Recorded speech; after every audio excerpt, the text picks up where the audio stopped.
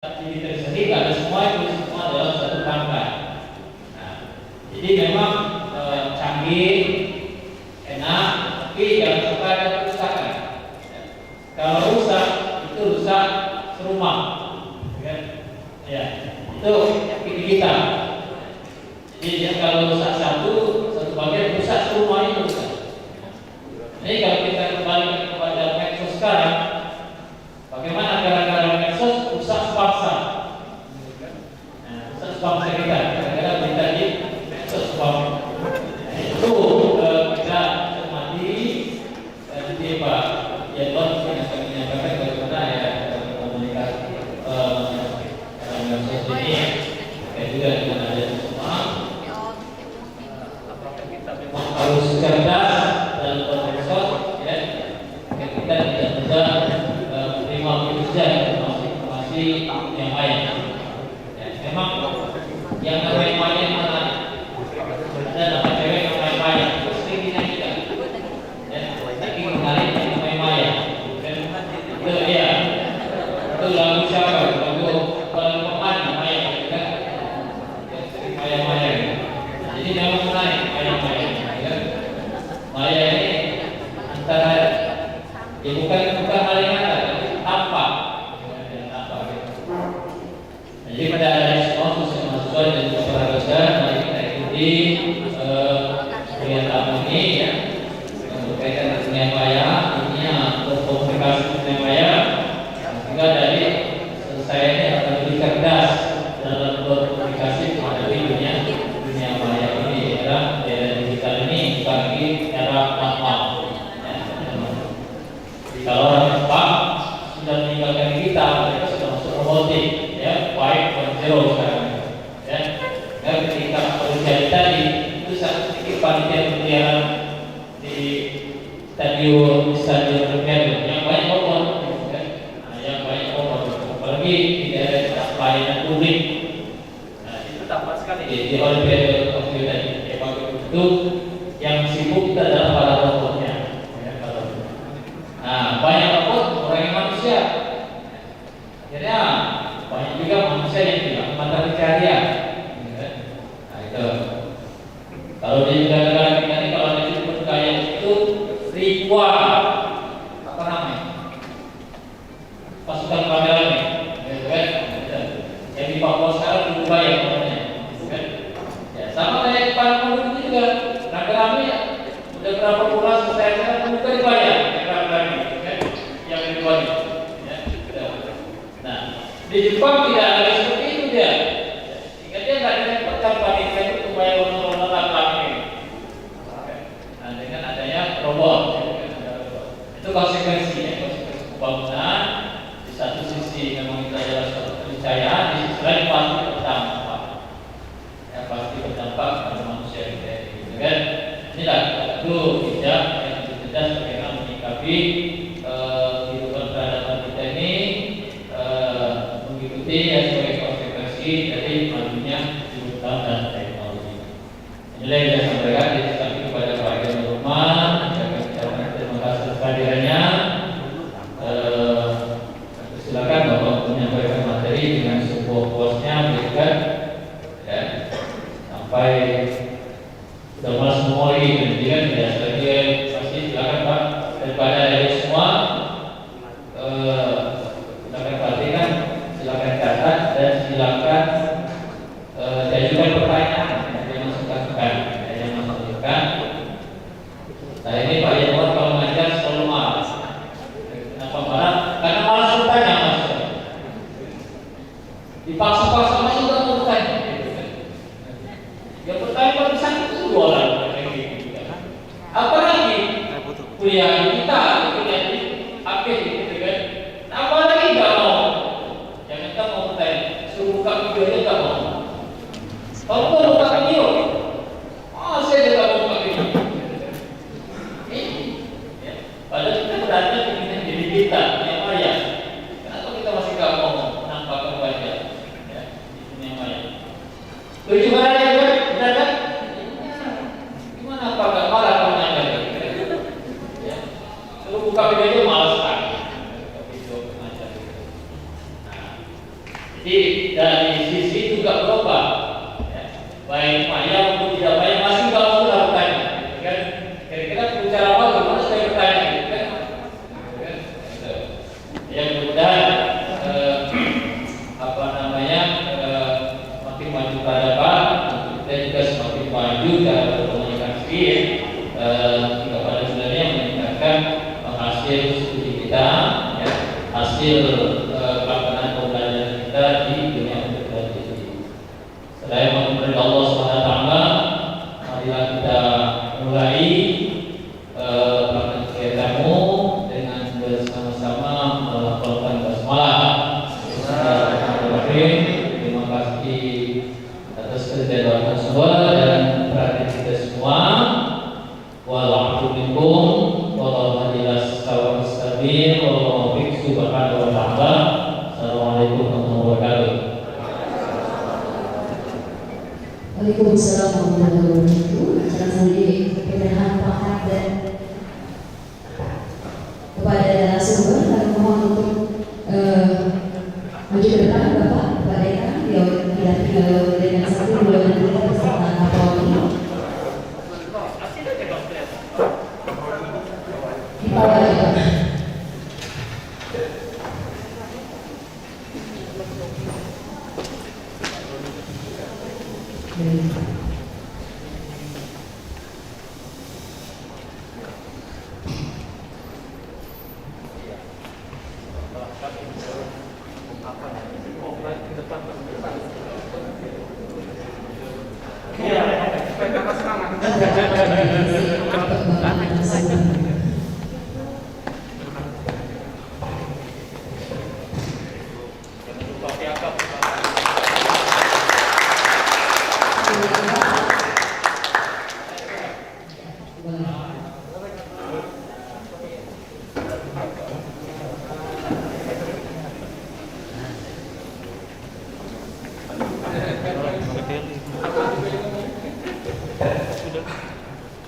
Baik, terima kasih. Kita beri tepuk tangan sekali kepada narasumber.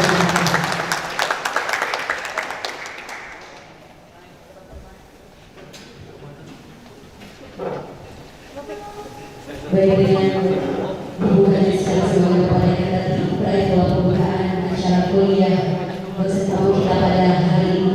Mari kita tutup acara ini bersama dengan alhamdulillah. Acara selanjutnya akan dipandu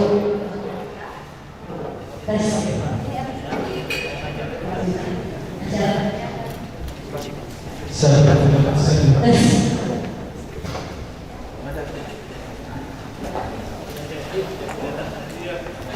baik.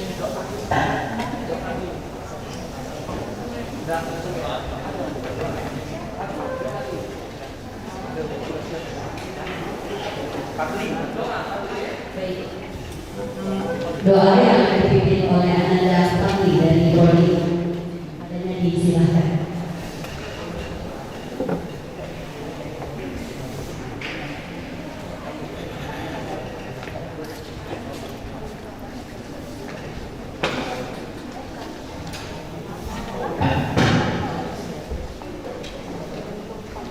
Bismillahirrahmanirrahim. Assalamualaikum warahmatullahi wabarakatuh. Alhamdulillah, sebelum kita mulai acara ini, kita awali dengan membaca doa. A'udzubillahi minasyaitonirrajim. Bismillahirrahmanirrahim. Alhamdulillahirabbil alamin. Hamdan syakirin, hamdan na'imin, hamdan yu'afiqu ma huwa yakfi mazida. Ya kama yang bagi ya terjaya yang aziz sultan. Allahumma sholli ala sayyidina Muhammad wa ala ali sayyidina Muhammad. Allahumma sultanil azim wa zid manil qadim wa zid wajhil karim wa kalimatit tammati wa da'awatil mustajabah wa atil hasani wa husani min anfusil haq wa aini wa nazilin wa aini al-insi wa sayyidini wa sayyidini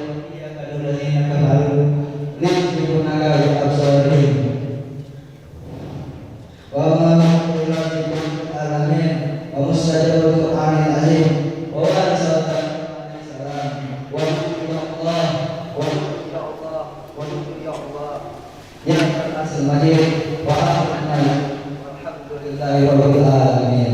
Wassalamualaikum warahmatullahi wabarakatuh. Baik, terima kasih kepada saudara.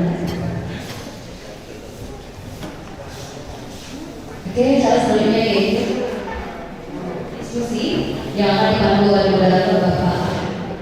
Sebelum saya mulai, saya akan membacakan CV moderator terlebih dahulu. Nama Ahmad Muhammad MSI. 4 Januari, Kabupaten Bogor, 20 September 1998. Pendidikan terakhir S1 Komunikasi di Universitas Islam Bandung. Komunikasi politik.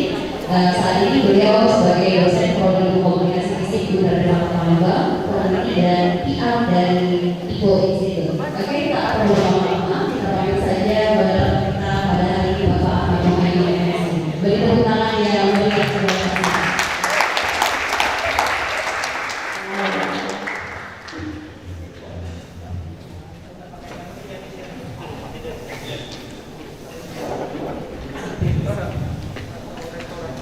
Baik, terima kasih kepada saudara MC yang telah memberikan kesempatan kepada saya untuk memandu jalannya kegiatan diskusi kita pada pagi ini.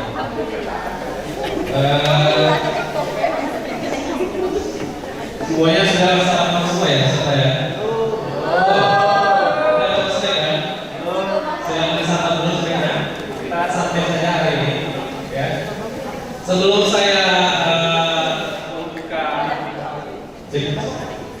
Sebelum saya memulai membuka jalannya kegiatan diskusi pada hari ini, biasa ya di sekolah dan bapak memang sedang digalak-galakannya pantun ya. Jadi setiap ada pembukaan kegiatan-kegiatan itu wajib berpantun, tapi sebelum mungkin disunahkan saja. Oke, kalau benar tadi ya, boleh ditanggapi dengan cakep, tidak boleh. Pepek tengkuk 13 dulu. Lembut bulan berpuntal-puntal. Jangan berikut info bergesa dulu. Cak Manunian PR digital. Kamu ya? Pak baru dibuat tadi pakai saya. Iya. Pak yang terlalu bukan. Oke, ini nanti tak perlindungan nanti setelah di sini. Satu lagi, jembatan Ampera kebanggaan kita. Lemah dipandang semalaman. Semalaman. Iya. Sudah ada narasumber di depan kita. Selamat datang Pak Yanuar Lukman. Tepuk tangan dulu.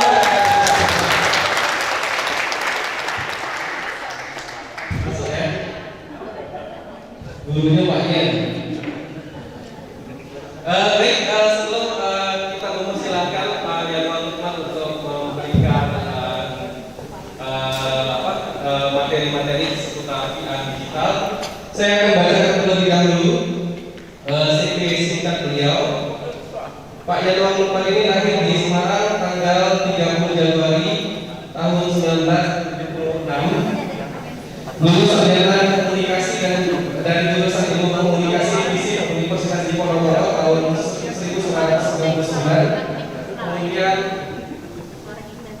melanjutkan studi S2 di program studi ilmu komunikasi FISIP Universitas Indonesia, lulus tahun 2003. Kemudian menyelesaikan studi S3 di program studi ilmu komunikasi pembangunan pertanian dan pedesaan, Sekolah Pasca Sarjana Institut Pertanian Bogor tahun 2018. Beliau sampai hari ini aktif mengajar sejak tahun 2003. Beliau berpengalaman menempuh mata kuliah komunikasi organisasi, management public relation, prinsip-prinsip komunikasi strategis, komunikasi korporat, komunikasi strategis untuk perubahan sosial dan komunikasi perubahan sosial, produksi berita video, produksi video, produksi studio audiovisual, dan sains komunikasi visual. Fokus penelitian pada komunikasi lingkungan, kemudian komunikasi kebijakan publik tentang energi terbarukan, ketahanan pangan, kemudian media dan lingkungan, kampanye hemat energi dan perubahan iklim.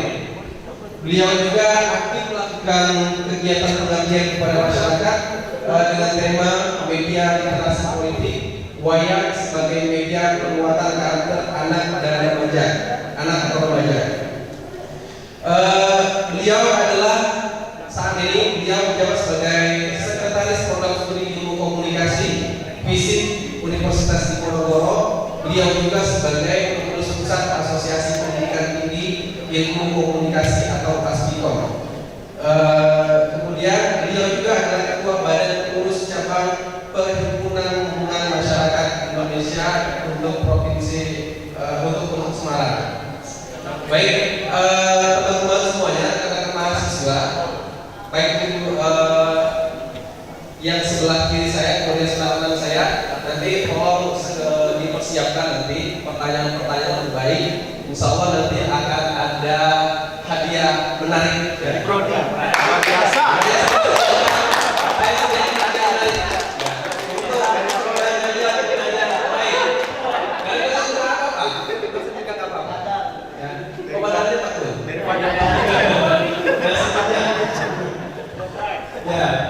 Baik, nanti kita secara singkat nanti akan saya sampaikan bahwa kita hari ini akan membahas tentang dunia public relation di era digital.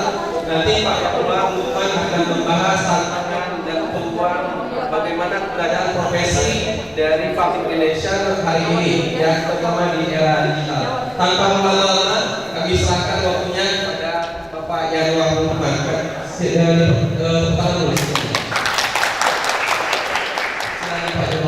Ya.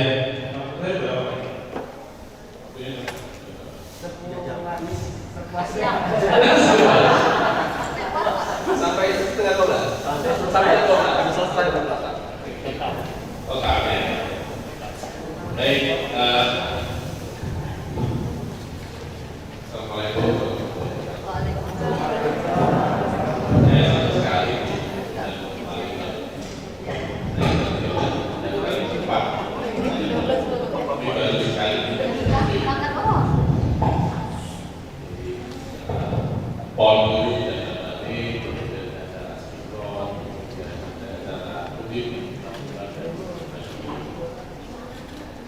Saya melihat teman-teman mahasiswa yang bahagia karena di UIN itu saya belum pernah ketemu. Jadi melihat teman-teman mahasiswa jadi kangen terharu. Nah, hari ini saya akan sharing dari saya berpihak. Tantangannya seperti apa? Jadi kalau ada pantunnya, saya tidak punya pantun karena di tol itu ada. Kalau di tol ada, saya siapa ya? Jadi selain Mas Farid, saya tidak kasih tol untuk bikin pantun juga. Baik, mungkin saya langsung aja bisa ditampilkan slide-nya. Ya, pagi ini saya akan bicara tentang transformasi PR di era digital. Jadi teman-teman semua ini yang hadir di sini mahasiswa itu sudah lewat dari milenial. Mungkin Mas Muhammad ini milenial. Saya itu nyaris milenial, jadi masih generasi X. Tapi saya gayanya masih milenial. Jadi istilahnya itu selenial, Gen X yang pengen kayak milenial. Nah, teman-teman di sini katanya bukan milenial lagi, tapi Z, generasi Z, di mana lahir itu sudah ada internet, lahir sudah ada gadget, sudah ada kuota. Zaman kami dulu,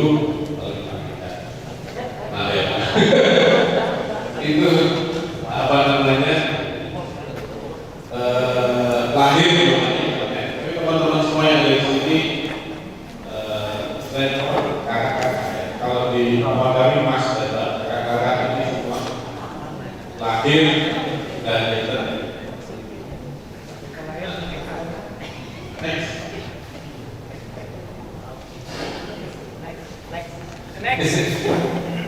Oke, teman-teman semua, ini juga mungkin untuk bapak ibu dosen juga, bahwa kita sudah masuk ke paradigma baru, bahwa kalau kita mas, itu kita harus transparan, konsisten, rajin mencari dan berbagi info. Kalau zaman dulu humas itu kayak jabatannya atau posisi yang orang daripada yang ada pekerjaan kasihnya humas, atau humas itu kayak bagi-bagi dana. Jadi zaman saya waktu SMP masuk karakter IRT, bagian humas itu diminta untuk bikin dana pendapatan. Nah, sudah tidak bikin lagi.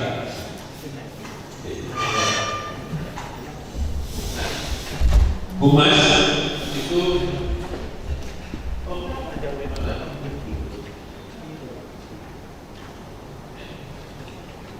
yang selanjutnya kita paradigmanya adalah menyajikan informasi yang cepat dan akurat. Oke, saya mau tanya sama mahasiswa, apakah ada mahasiswa UI Kabupaten Kota yang tidak punya handphone minimal Android? Bisa tunjuk tangan. Ada? Yang nggak punya. Alhamdulillah punya semua ya. Padahal kalau nggak punya, saya mau kasih yang menurut saya.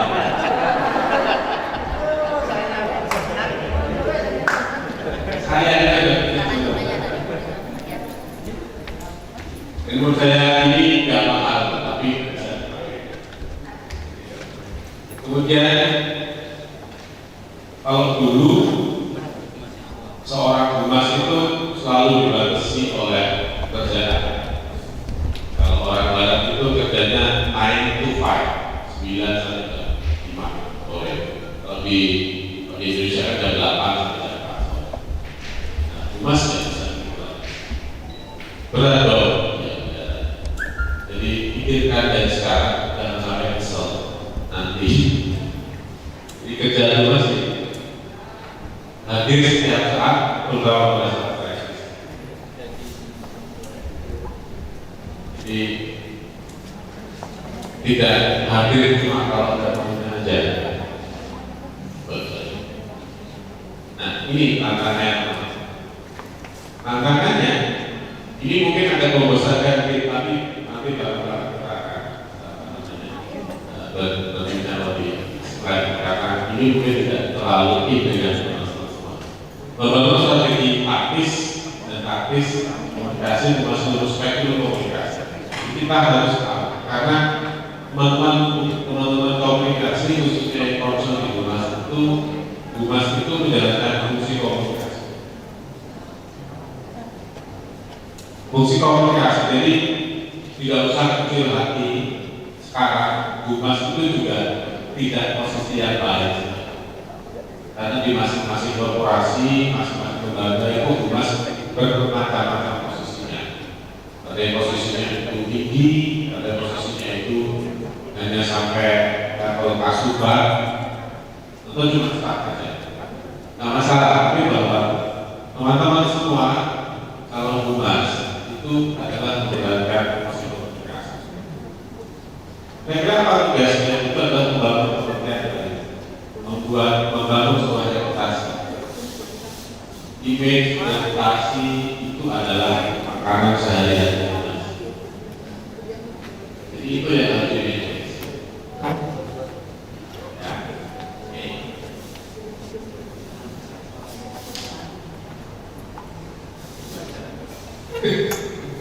ini juga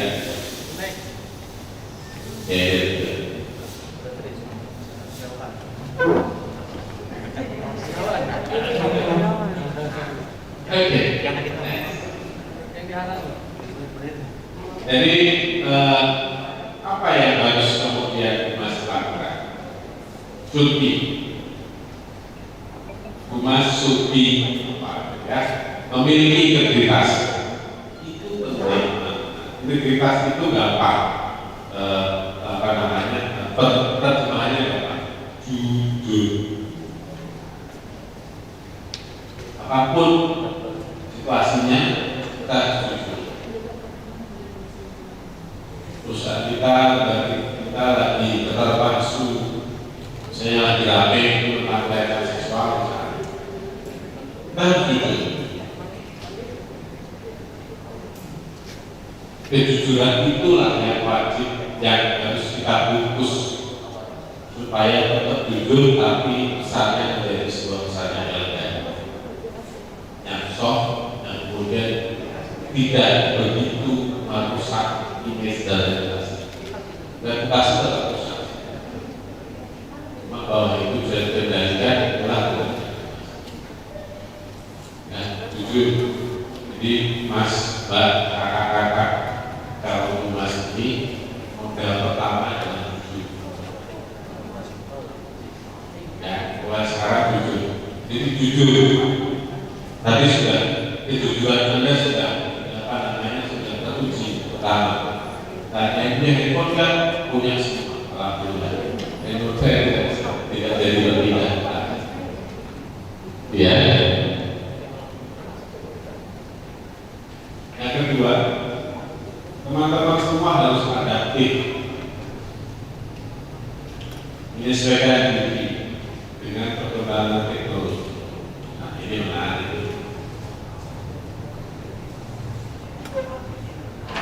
Siapa yang punya akun Twitter?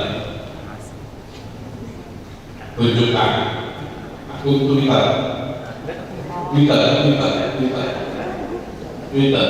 Satu, dua, tiga, banyak. Ini berapa followernya? 800. Bagus. Ada yang bisa lebih dari 800? Buka Twitternya.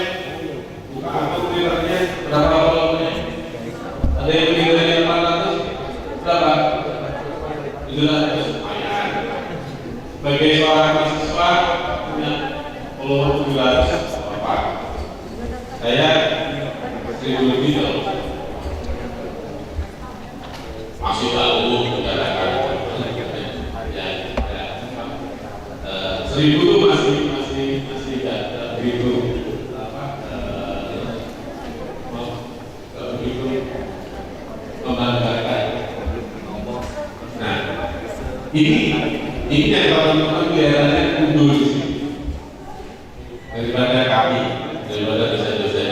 Tapi dosen-dosen pilihnya mungkin saya jadi kayaknya seumuran dengan Mas ya. Jadi kayaknya kita agak terbatas. Oke, kita Facebook nya saya balik ke Anda yang tidak punya akun Facebook. Saya kira semua punya akun Facebook. Instagram yang nggak punya, kalau punya saya tidak punya, tapi saya nggak punya. Yang nggak punya. Oh, punya semua ya Instagram ya. TikTok ada. Akun TikTok ada ya. Apa lagi punya akun TikTok? Iya.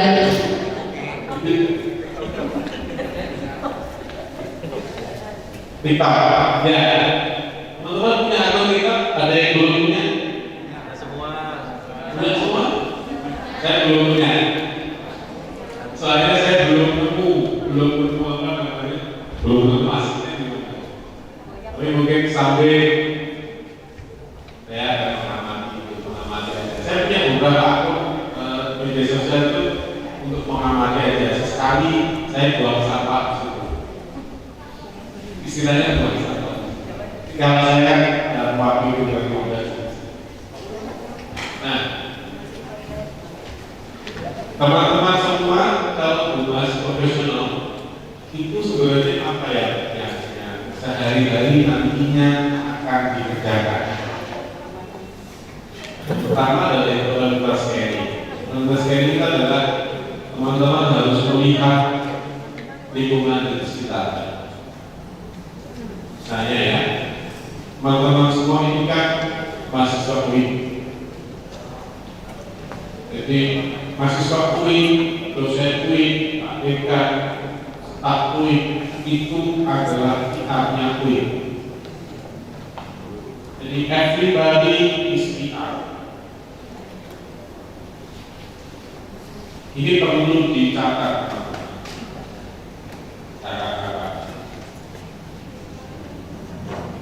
Everybody is PR. Karena Anda adalah mahasiswa UI, adalah masyarakat melihat sosok UI ada di mana-mana. Baik buruknya UI, baik buruknya FISIP, baik buruknya komunikasi itu ada di diri Anda. Dan tugas Anda itu melihat scanning sekitarnya kayak apa. Setelah itu, apa yang dilakukan adalah membuat skenario. Skenario apa? Skenario. Kemudian isu manajemen, kemudian krisis manajemen, dan yang terakhir kerjaan profesional itu adalah reputation management. Anda coba berlatih dulu sebagai mahasiswa UI itu untuk berlatih bagaimana memaintain diri Anda sendiri supaya ini loh saya mahasiswa UI. Soalnya kalau mahasiswa UI itu agak berat karena ada I di situ. Ada I.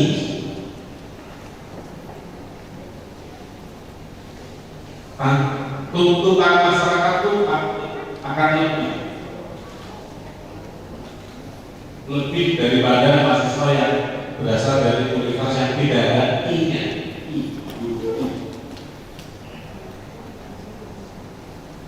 Ya, saya sama dengan teman-teman semua. Dia dari namanya kan kelihatan. Dari namanya kan pokoknya apa namanya Jumatan. Ya, reputation mulai dari adik-adik semua, dari mas teman-teman. Ya, I-nya itu ya yang jadi titik sorot masyarakat. Ada Islam.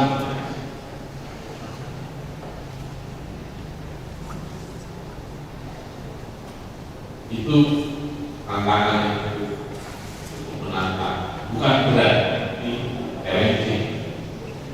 Kalau ada I itu, ya mari kita sama-sama regulasi bangun dan berasnya. Nah ini Tor saya diminta untuk ngomongin di luar sana ada apa? COVID ini sebenarnya ada hikmah. Selain fasilitas kesehatan jadi maju, ya, karena dikejar oleh keadaan dunia perbankan yang dulu transfer baru datang buka tabungan yang sudah terbuka. Sekarang kalau dari rumah selfie ini sama di sini ada KTP.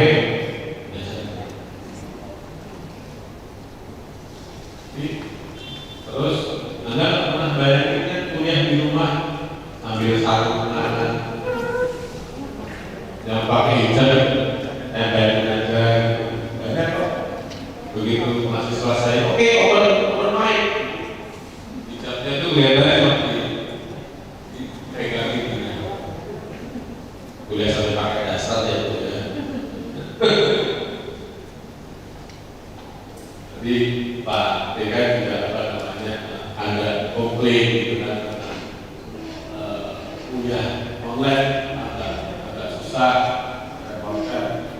Ya, tapi itu tantangannya sudah. Sampai kapan? Kayaknya saya sendiri juga nyaman juga. Kayak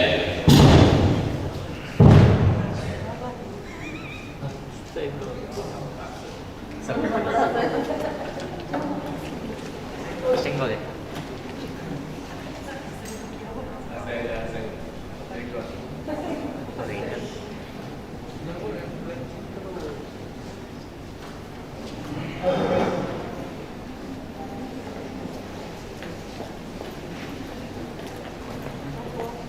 Apa ya?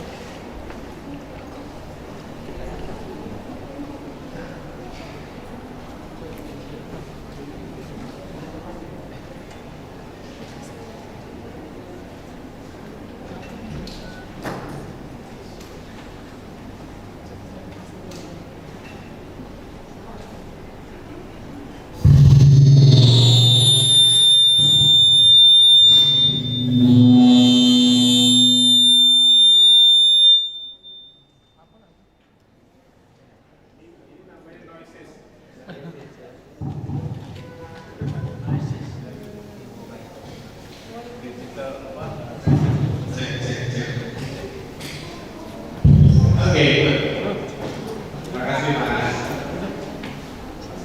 Oke, saya bisa tadi ya. Yang pertama kita bicara tentang transparan. Teman-teman semua, sekarang ini ya, sebuah perusahaan. Saya kasih contoh perusahaan apa ya? Perusahaan handphone. Mau jual handphone di daerah Palembang.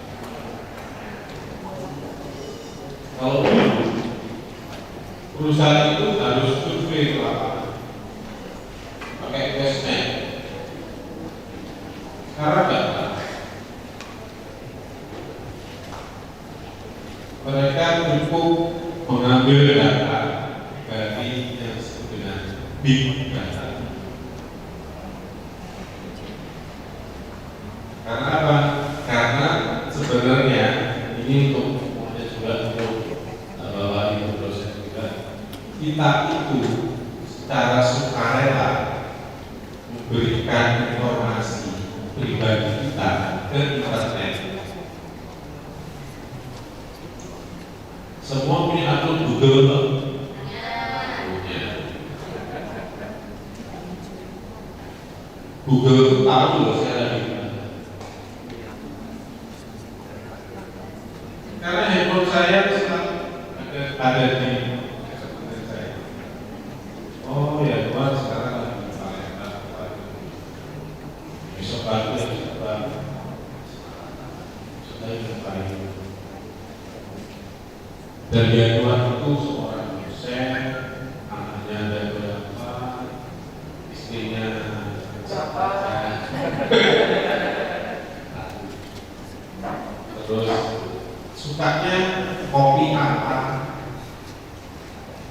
sukanya berkunjung di coffee shop apa, berapa konsumsi kuota dalam per bulan, tiap hari atau per jam. Hari-harinya jadwal itu buka situs apa saja, pergi kemana saja, apalagi sekarang ada berdiri itu termonitor. Jadi kalau ada handphone misalnya Samsung mau jualan di Palembang, untuk mahasiswa sudah tahu profilnya, kira-kira mahasiswa itu butuh handphone yang harganya dengan maksimal 5 juta. Karena dilihat dari apa?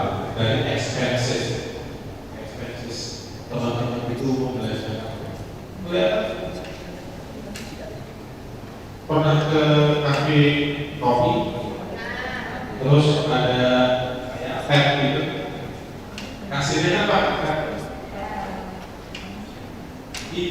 Kasirnya pakai teh itu profilnya. Ada kadang-kadang tanya nomor handphonenya berapa? Ya kan kalau mau di kopi itu masuk data. Oh ya, Pak. Saya itu suka kopinya. Saya suka teh kopi. Profilnya itu dari official. Anda suka apa? Oh beli baju. Oh bajunya tuh warna, pilih warna. Teman-teman pilih paling bagus. Suka warna apa sih? Bisa kelihatan dari mana? Dari profil Anda, foto Anda pribadi yang dimuat di Facebook.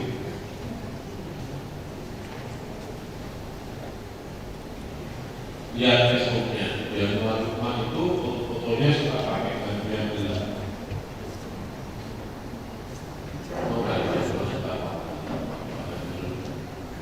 Itu nanti dipukuli di Facebooknya Pak profile nanti.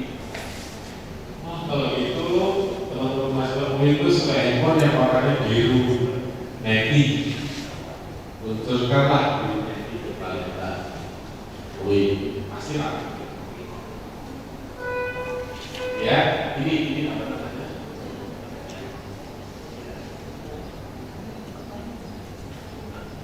Handphone keras. Kita bisa disembunyi mana? Ini Bapak Ibu PNS, PNS Pak. Saya satu saat itu pernah diperiksa oleh BPK.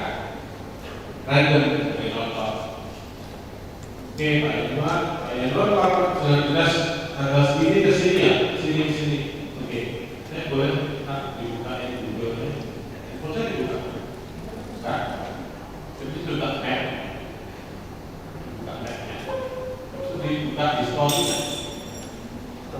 Apakah tanggal 8 November 2021 saya benar-benar nyampe di Palembang? Sampai situ. Jadi kita tak bisa lagi PPT, daftar, lihat, check-in, mana ada. Tapi orangnya nggak sampai Palembang. Sampai Palembang mau pulang dari kita, tiketnya check-in orang, lagi. Kamu julitin siapa?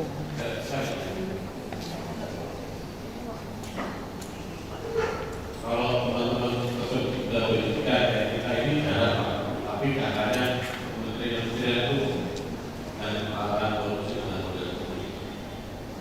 Handphone keras. Teman-teman itu bisa kelihatan profil kita. Yang kedua adalah connectivity borders. Karena itu tidak ada pusatnya hambatan tentang uang dan waktu.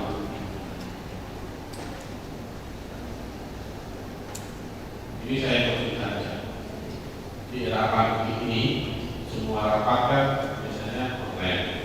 Ya. Saya itu ya, kalau jam offline diminta rapat jam 1 siang, ya semua bisa. Tapi begitu offline diminta datang jam tak oleh jam 1 nggak bisa, datang jam 2 nggak bisa, nggak bisa. Bisanya rapat malam, kenapa ya? Ini terjadi di tempat kami atau sebenarnya batasan borderless itu kemudian hilang karena ada teknologi informasi, adanya globalisasi.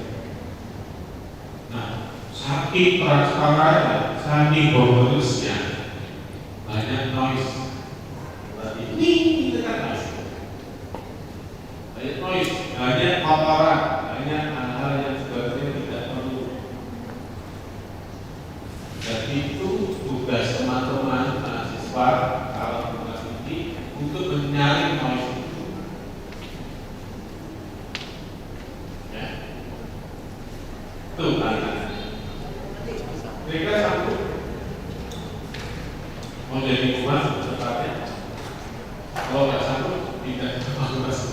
Ya.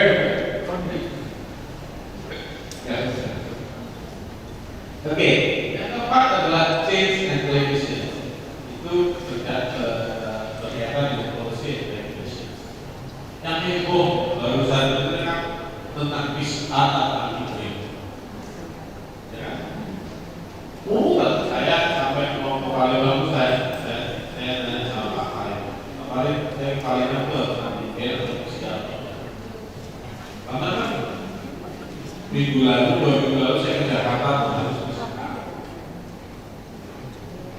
Sebelumnya ke Riau harus PCR karena keluar Jawa. Seminggu 2 minggu lalu saya ke Jakarta aja PCR. Sekarang boleh. Jadi itu contoh tentang change and revision berkaitan dengan apa namanya dengan sekali. Cepat sekali. Nah ini teman-teman harus antisipasi. Nah, oke ini statistik yang teman-teman mungkin tidak begitu menyadarinya, tapi bahwa sebenarnya teman-teman semua ini semua pegang handphone kan 8 jam dalam sehari itu terkoneksi dengan internet. Ini data tahun 2020 karena data tahun 2021 kan belum selesai. Saya data 2021 itu muncul di 2021. Ini teman-teman daily time spent with media internet itu 7 jam 59 minutes. Kemudian sebenarnya apa? Sosial media. Sosial media itu 3 jam. Nah, sebenarnya lagi apa?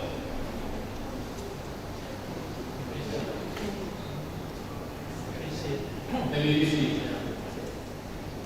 Kapan terakhir nonton TV? Di rumah saya itu ada TV. Saya nggak pernah nyala. Saya menanya deh. Kapan terakhir kita keluar?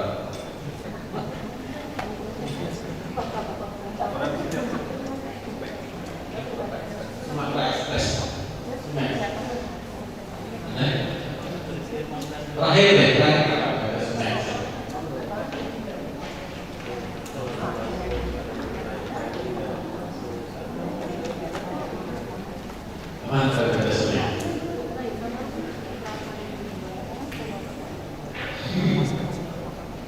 Tahun yang lalu, minggu lalu, Mas Farid kapan ada? Terakhir baca Smash kan?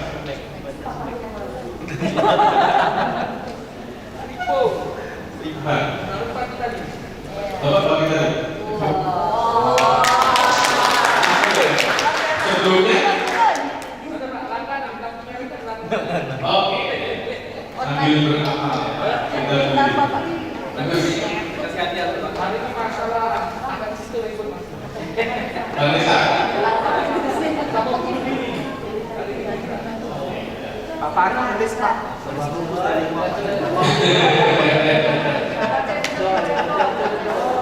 Ya, apa? Ada semua kalau kita dari lain tulis.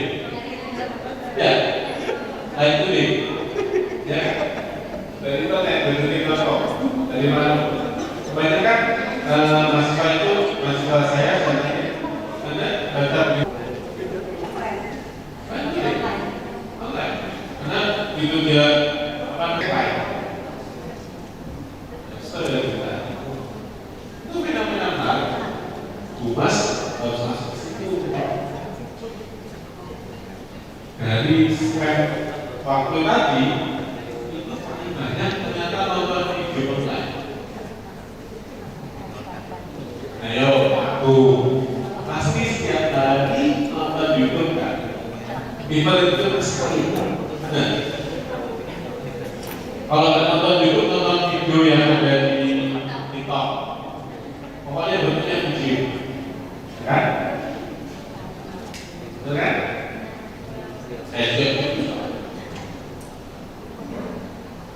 ya, begitu online besar 99%. Jadi hampir semua kegiatan beribadah kita itu nonton video.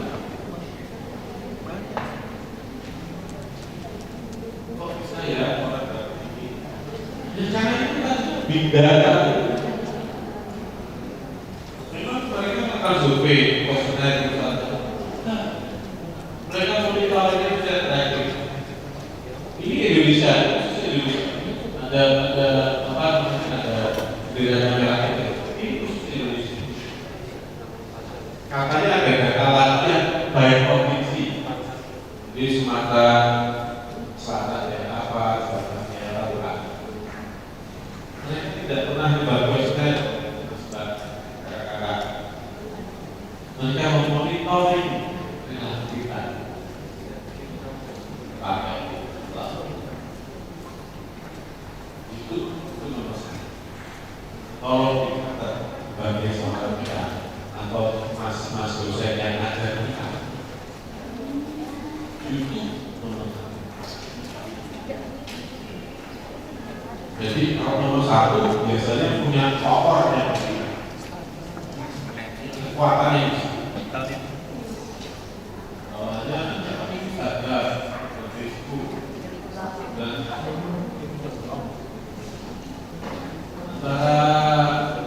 YouTube dan Instagram tidak begitu banyak berbeda. Mungkin tiga layer tiga layer media itu yang dibutuhkan untuk komunikasi dan nah, ini saya mau bercerita tentang kalau kita punya kegiatan, ya, kemudian kegiatan itu ingin dihitung atau kita melaksanakan. Biasanya kita melakukan kegiatan press conference, press release. Nah, teman-teman bisa lihat kelihatannya.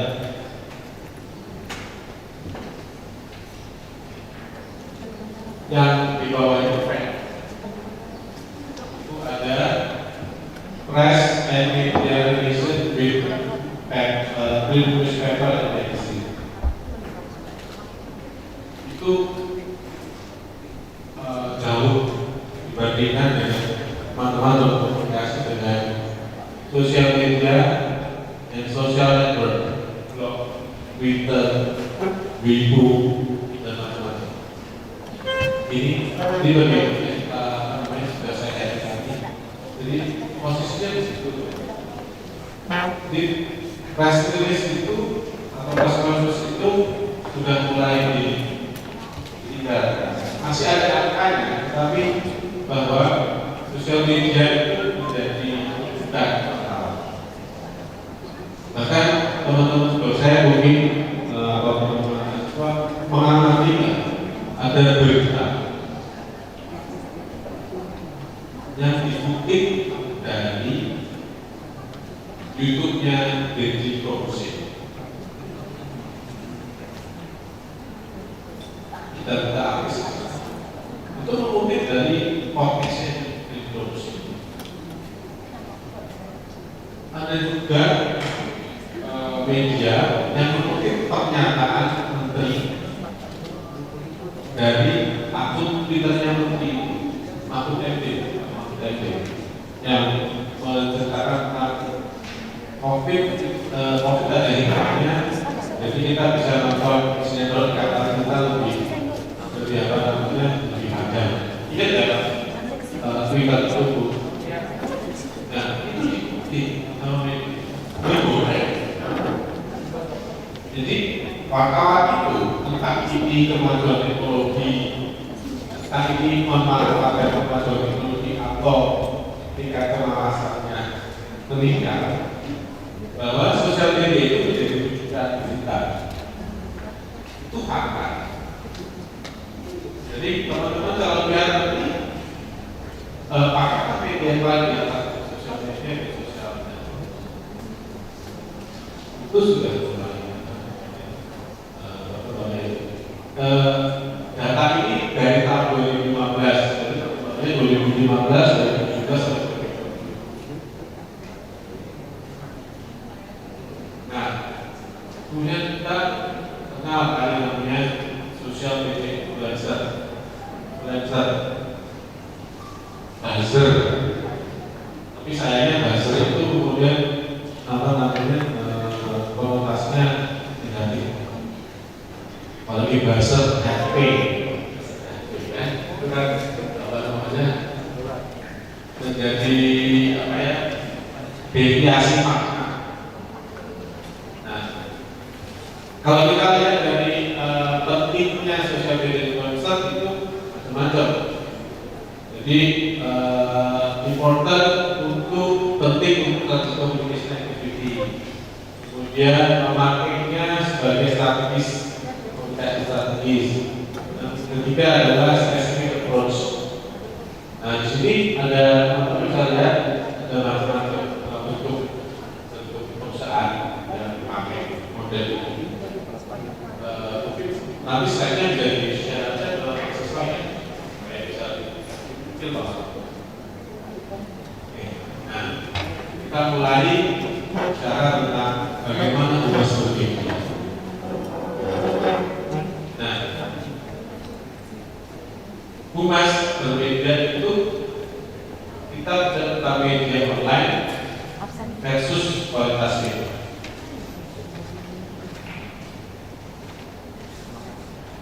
Problem sekarang ini adalah kualitas media, kualitas berita, di mana tadi transparansi tadi menyebabkan kualitas berita itu menurun, terutama online.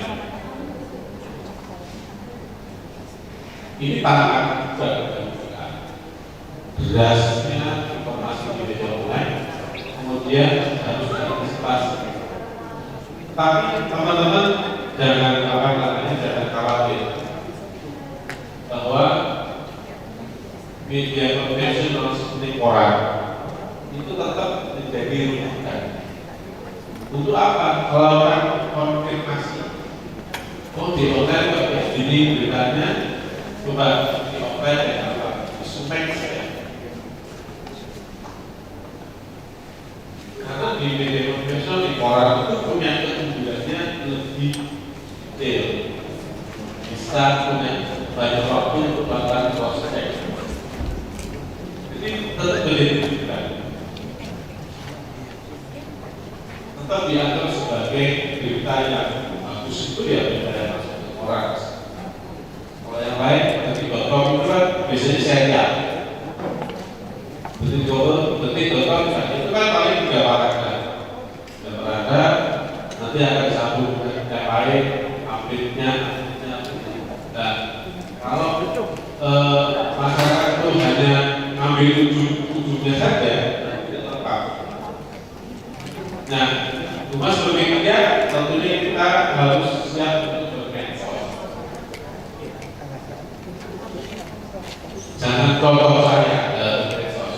Medsos saya itu adalah sampah, karena saya masih menganggap medsos saya itu kayak sampah. Sampah saya itu kan juga dari seperti sampah. Artinya baik curhatnya.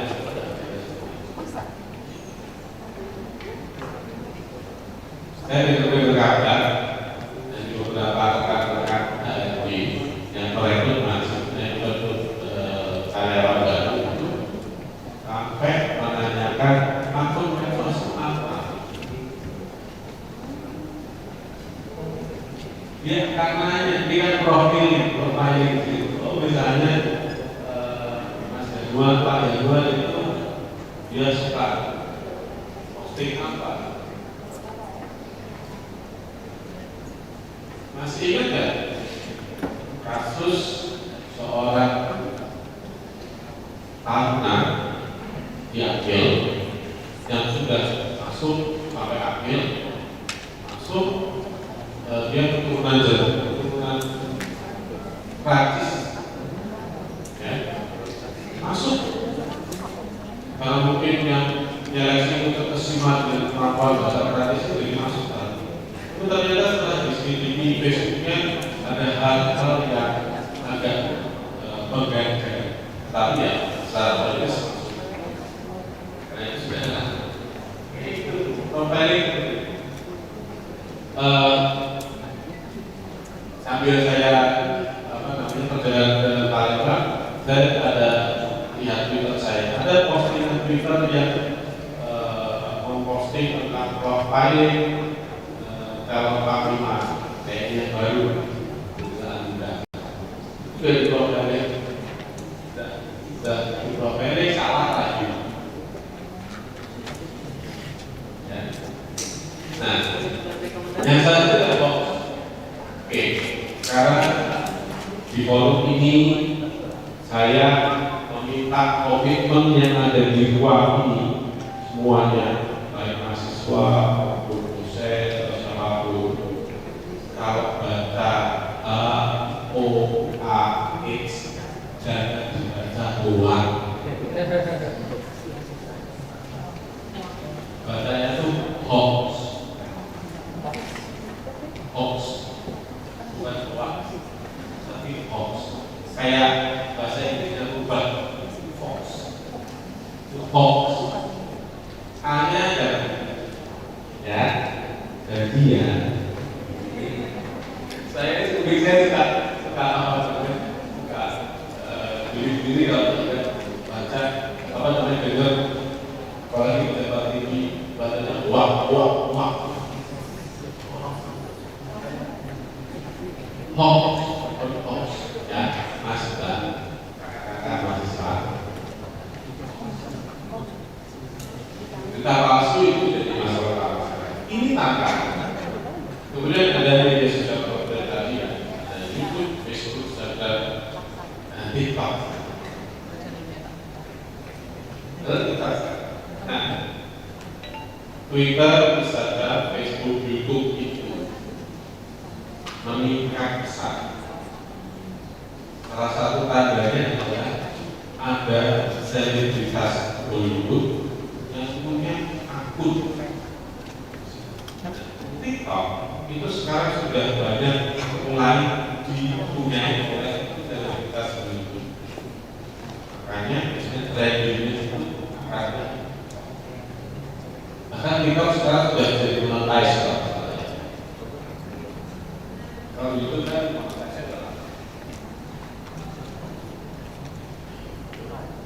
nah, teman-teman, Anda sebagai calon humas itu harus update, jangan udah. Itu penting. Internet digunakan sebagai update. Gak apa-apa Anda tidak baca spek, Anda baca tapi update. Apa sih isu paling kita? Apa isu nasional? Update. Yang kedua adalah mobile.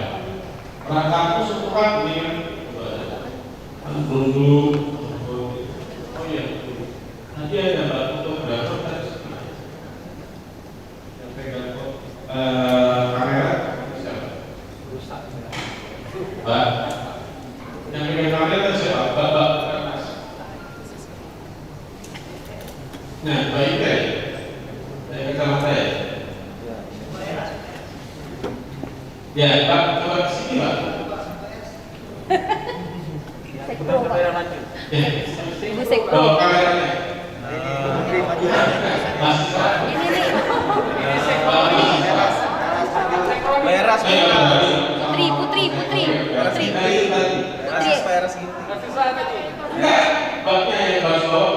Mahasiswa yang bawa.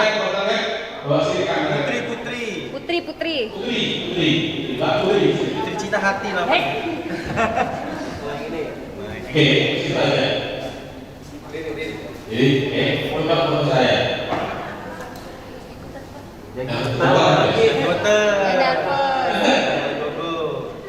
Bagus. Coba foto saya. Coba foto saya. Sekarang ya Pak. Oke.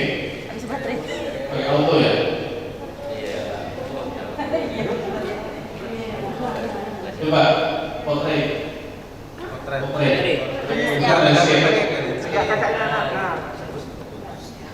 Stop. Saya sebagai pribadi. Meganya kan tinggal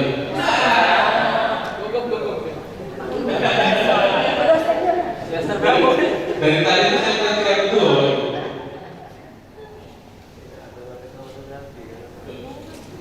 Ya, besok lagi mau kerja ini ya.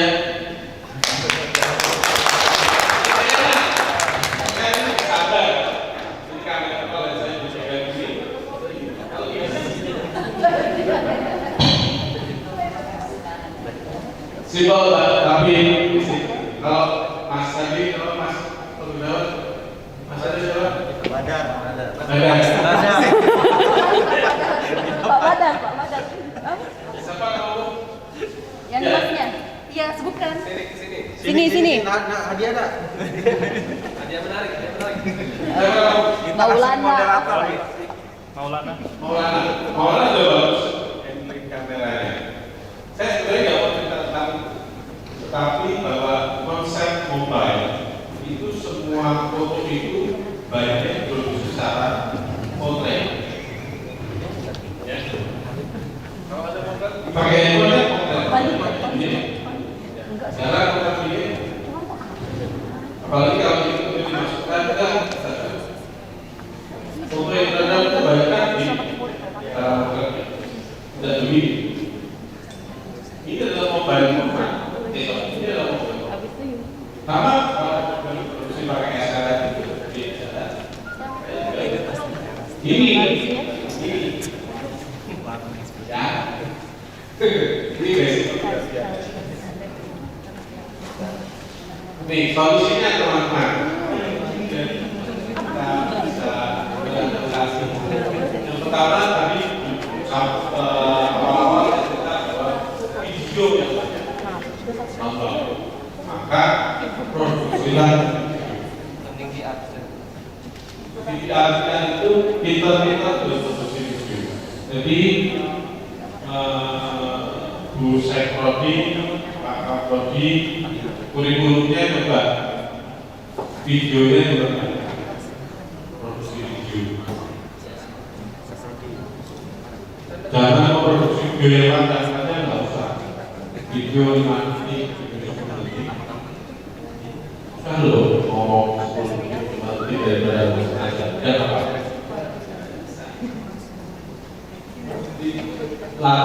Berlatihlah produksi video. Menggunakan yang singkat-singkat saja, karena YouTube itu kan tidak bisa kamu berkibar. Ya, mobile, makanya pada mobile format. Pilih aja, mobile sama landscape itu jadi masalah kalau collapse. Nah, kita melakukan kolaborasi dengan siapa? Aktivis medsos,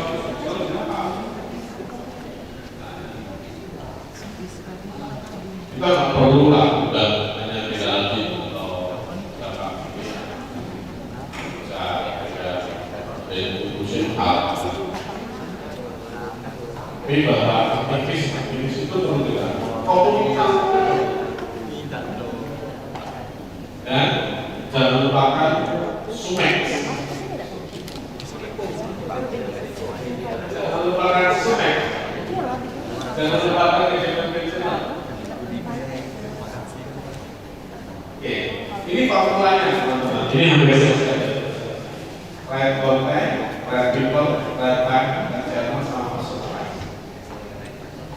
Kontennya harus benar, sasarannya harus benar, waktunya harus benar, medianya harus benar,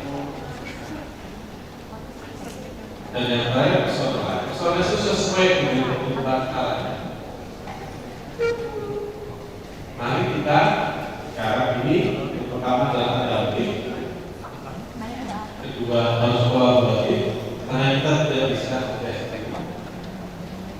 harus inovatif, kerjakan apa saja yang inovatif dan kreatif.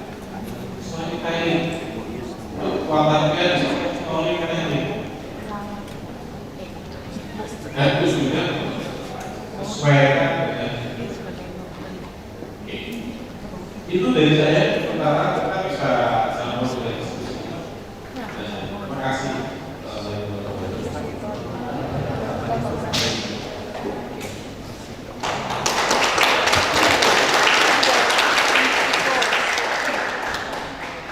Baik, saya undang kepada teman-teman semua, baik dari sisi kiri, sisi kanan, untuk berdiskusi dengan Pak Yan Warupan.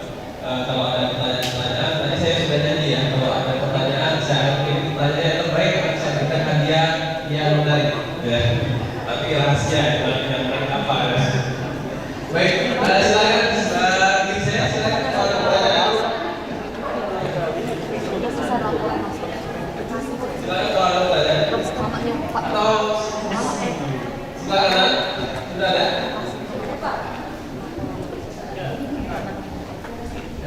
Dua penanya dari sebelah kanan ya, dua penanya dari sebelah kiri. Silakan berdiri, sebutkan nama, semester berapa?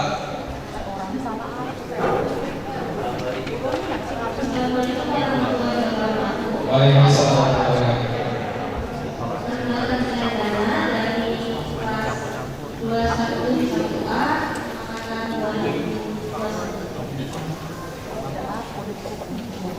Apa lagi? Oke, dalam satu minggu kelas pertama saya selaku saya anak. Nah, saya sudah selaku dengan Pak Guru. Otomatis kepercayaan orang lain terhadap kita itu berkurang. Jadi bagaimana langkah awal yang harus kita lakukan untuk memperbaiki Oke, bagus pertanyaannya. Silakan yang kedua.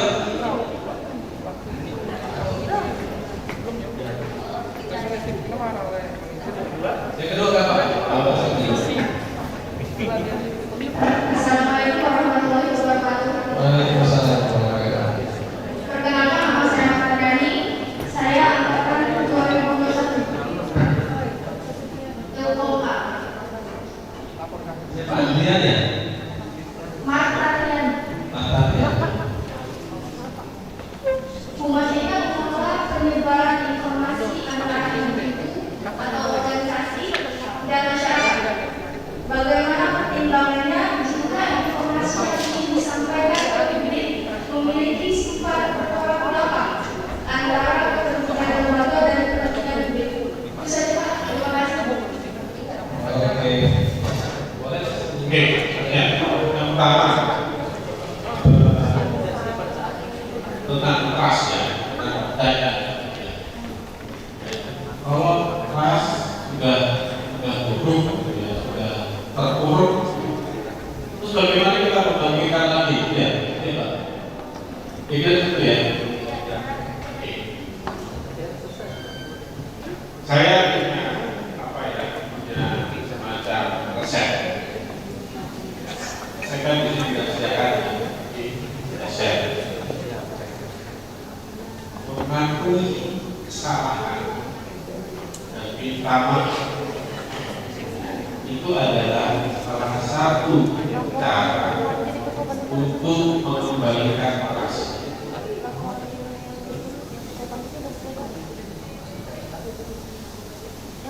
Jadi ya, jadi kalau sebuah lembaga atau pribadi bilang trustnya itu karena sesuatu hal yang reputasi lembaga itu apa namanya, misalnya ada dari oknum dekatnya melecehkan posisinya seksual,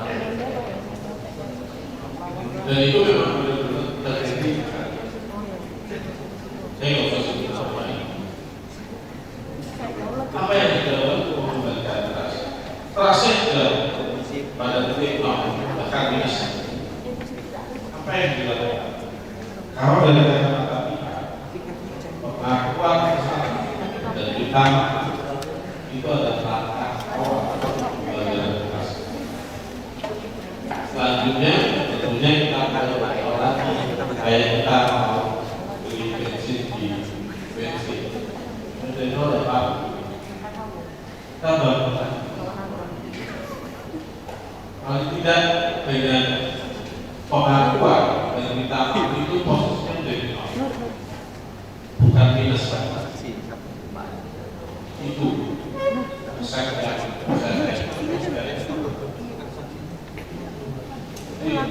jadi Mas jangan kemudian untuk biru. Ini aku pertanyaan yang kedua. Apa yang kemudian harus kita lakukan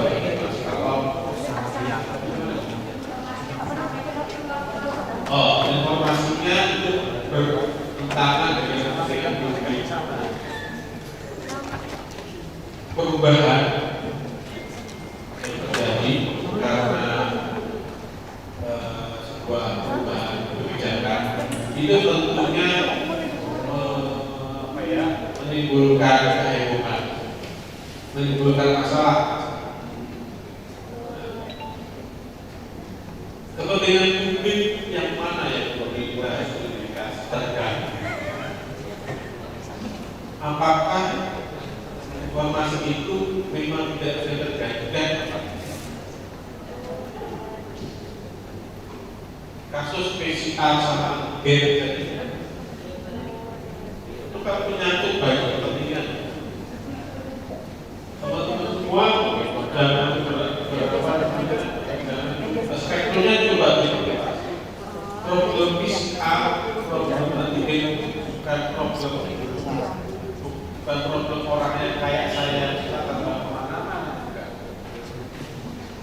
tapi dengan PCR yang mahal itu orang kemudian berpikir kembali untuk berwisata karena padahal wisata sudah dibuka. Tiket Jakarta Bali sudah 1 juta.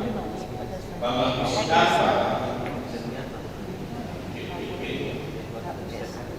ke Palembang sekitar 1 juta. Tambah PCR pergerakan ekonomi akan lama. Nanti Pak 99 pada saya, ibu saya itu sudah sampai apa namanya belum kalau diundi kalau merapat gede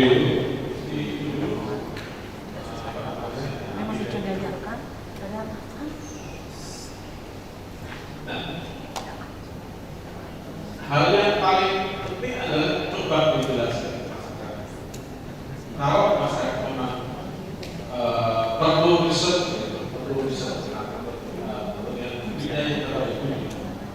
kalau memang tidak terjadi ya sudah, kita harus berusaha strategi supaya informasi itu dapat diterima dan masyarakat bisa memahami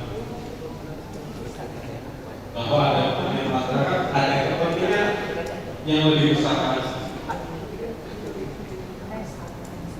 Itu bimbang yang dan ini kritik saya kepada mereka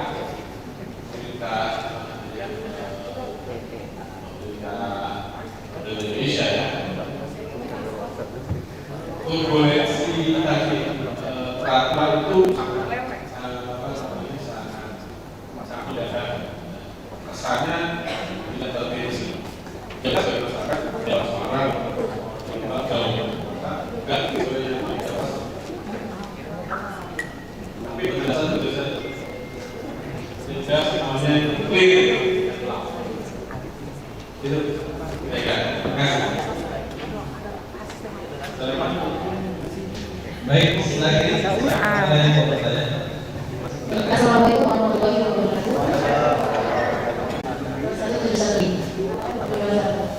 Bagaimana cara kita mengatur strategi agar bisa dimengerti orang zaman sekarang? Public relations harus memahami konsep IAG. Itu saja Pak. Terima kasih. Ada dua. Mengapa public relations harus memahami tentang konsep IAG?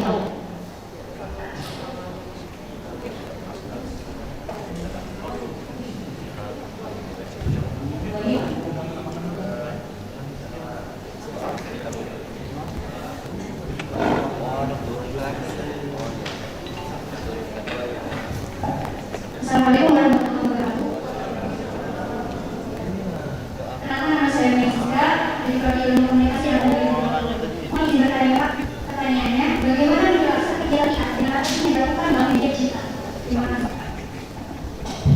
Ya, jadi yang pertama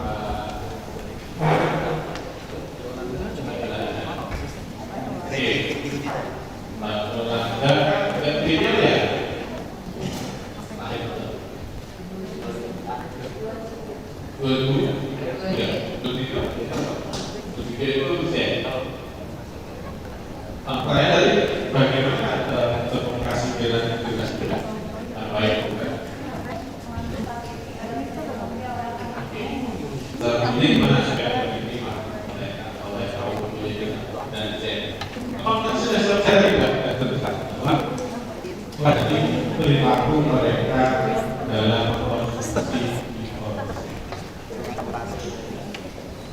Kalau dalam satu kartu bukannya menonton duduk, ya. Berikanlah informasi itu dengan jumlah pilih media yang nyaman bagi mereka. Layak pilih misalnya.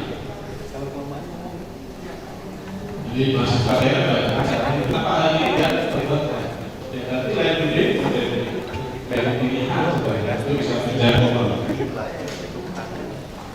Jadi saya tanya teman-teman mana yang baca seks, apa jadi pada lihat aja ya baca seks.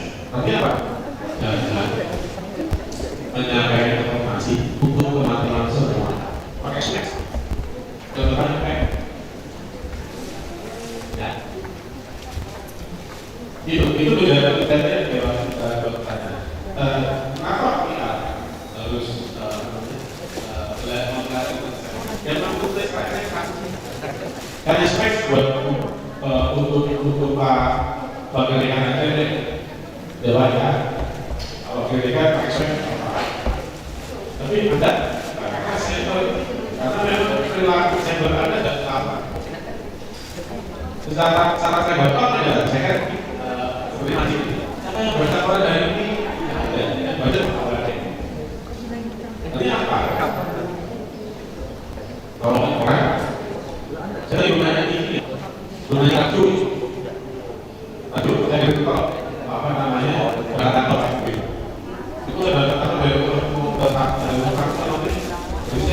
dari tadi paling hanya efektif untuk melawan masih saya tadi dan teman-teman masih kita acur, nonton TV, ya nonton. Jika kita jangan tawaran kita dulu dari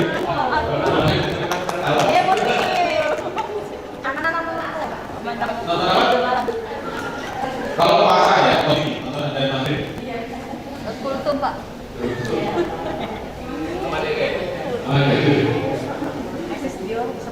teman-teman semua ada ibu dari sini tapi dipakai apa? Korespondennya didinya nonton. Jadi itu lah. Nanti harus komunikasi karena mereka ya. Dulu memang karena objek ini berada spek. Jadi tempat saya sih baca opat cuma di radio juga TV juga.